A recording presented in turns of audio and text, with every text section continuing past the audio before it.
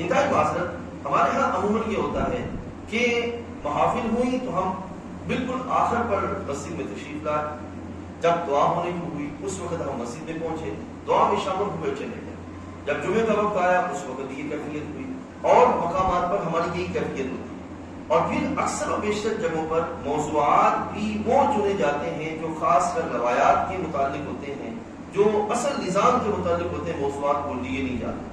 پھر آج کا نوجوان جو ہے اس کے ہاتھ میں جو چیزیں موجود ہیں، موبائل ہے اور اس طرح کی دوسری چیزیں، اور دنیا کا جتنا بھی نظام ہے اور دنیا کے جتنے بھی مفکرین ہیں نام نہاد، وہ اس کو اس طرح سرکشی اور انتشار کی طرف لگائے ہوئے ہیں کہ یہ محسوس ہی نہیں کر پا رہا کہ مجھے کدھر جانا ہے، میری حیثیت کیا ہے، میرا نظام کیا ہے، میرا معاملہ کیا ہے۔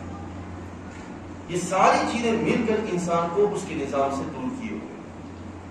اس کے لحاظ سے یہ ضروری ہے کہ ہم بیٹھ کر اس طرح بیٹھ کر سیکھیں، سکھائیں اور سمجھیں کہ ہمارا معاملہ کیا ہے۔ اب اگلا پہلو سمجھیے اور غور کیجیے گا۔ رب ذوالجلال جل وعلا قرآن مجید میں ارشاد فرماتا ہے، بسم اللہ الرحمن الرحیم، ھدی للمتقین، اور ایک دوسرے مقام پر رب فرماتا ہے ھدی للناس۔ یہ متقین کے لیے ہدایت ہے، یہ لوگوں کے لیے ہدایت ہے۔ اب دو الگ الگ چیزیں آ گئی، ایک ہے متقین کے لیے ہدایت، ایک ہے لوگوں کے لیے ہدایت، مطلب لوگ میں مومن اور کافر دونوں شامل، اور ایک ہے متقین صرف اہل ایمان اہل تقوی شامل ہے۔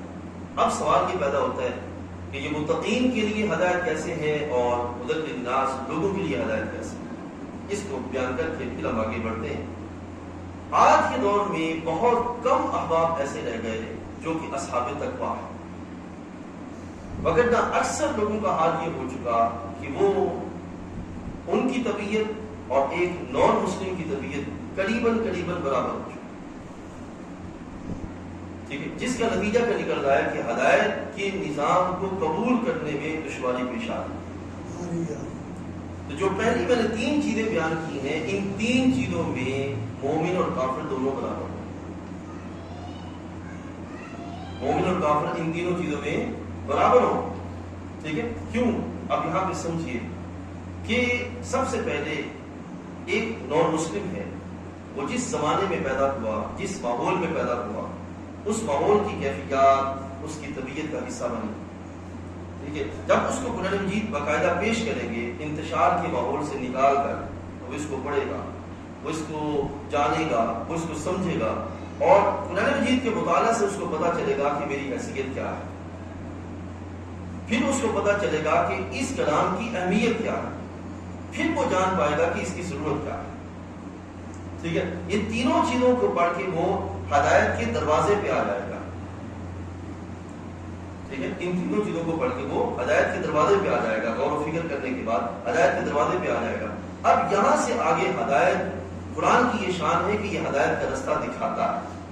ہدایت دینے والا کون ہے؟ جب ان تینوں چیزوں کو وہ سمجھ لے گا نا، تو پھر امید ہے کہ اللہ تعالیٰ اس کو اپنے کرم سے ہدایت بھی عطا فرما دے۔ تو پہلے یہ تین چیزیں ہیں جو کہ جاننا سمجھنا اصل ضروری ہے۔ ان تینوں کے بغیر جو ہے وہ ہدایت کا معاملہ ملنا مشکل ہو۔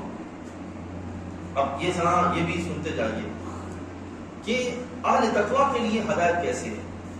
جب کسی فرد کی طبیعت صاف ہوگی، اس کی ذہن میں سرکشی نہیں ہوگی، اس کی طبیعت میں انتشار نہیں ہوگا، تو وہ قرآن مجید کے اثر کو قبول کرے گا ایک اس بندے کی نسبت جلدی جس بندے کی طبیعت میں انتشار ہے، جس بندے کی ذہن میں بے سکونی ہے، اس بندے کی نسبت یہ بندہ جلدی اس کے اثر کو قبول کرے گا۔ اور آپ اس بات کو جانتے ہیں کہ جو زمین صاف ستھری ہو اس پہ بیج لگانا مشکل نہیں ہوتا، جب وہ بہت جلدی اپنا پروسیس مکمل کر کے پھل دے دیتی ہے۔